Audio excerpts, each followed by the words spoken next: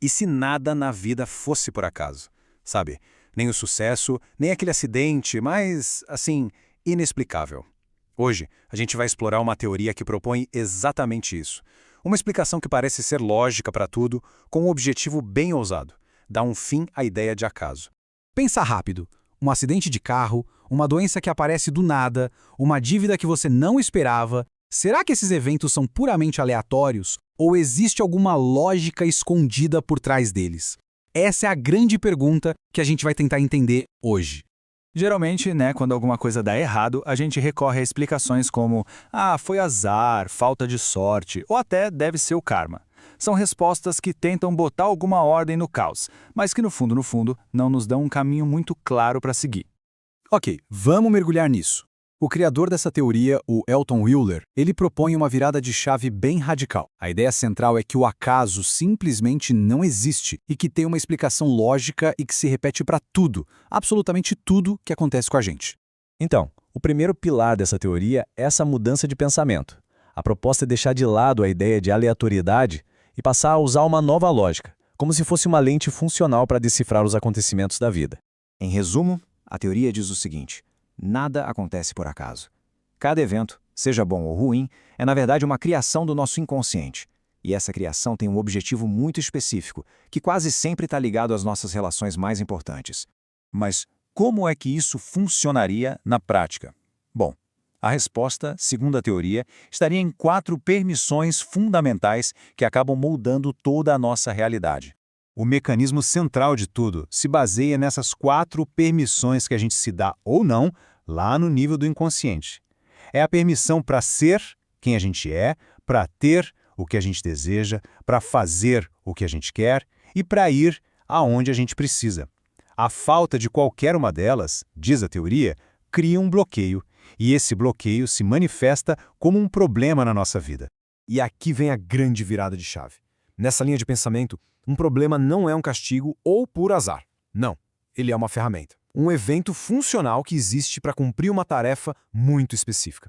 Tá, então se os problemas são ferramentas, qual é a função deles exatamente? É aqui que entra um conceito chamado de utilidade relacional. A teoria defende que todo e qualquer problema tem uma utilidade escondida. E o mais interessante, esse propósito não seria para a gente, mas sim para impactar alguém importante na nossa vida de um jeito muito, muito preciso. Olha só que interessante isso aqui. Basicamente, qualquer problema serviria para uma de 4 coisas numa relação. Ou para poupar alguém de algo, ou para punir, e ao mesmo tempo, ou para unir vocês, ou para afastar. É como se fosse uma matriz para tentar mapear a intenção oculta por trás de qualquer evento. Agora a gente vai para um dos mecanismos mais fascinantes e, precisos da teoria. A ideia de que os eventos são perfeitamente calibrados. Esse princípio, que eles chamam de justa medida, diz que os acontecimentos vêm sempre na dose perfeita. O timing e a intensidade são exatos, ajustados milimetricamente para ter o máximo impacto inconsciente naquela relação que se quer atingir. E essa citação já prepara o terreno, por exemplo, mais poderoso dessa ideia de dose perfeita. A prova, segundo a teoria, é que se o evento acontecesse um pouco antes, ou um pouco depois, ou com outra intensidade, ele simplesmente perderia sua função. O caso da facada em Jair Bolsonaro, lá na campanha de 2018, é usado como exemplo bem claro disso, analisando de forma totalmente neutra, ok? O evento aconteceu num momento super crítico e gerou um impacto gigantesco. A questão que a teoria levanta é: e se o timing fosse outro? Ou a gravidade? Teria o mesmo efeito? E isso aqui ilustra o conceito de um jeito brilhante. Se fosse só um arranhão, o evento seria ignorado. Se fosse fatal, ele viraria um mártir, mas o projeto político dele acabaria ali.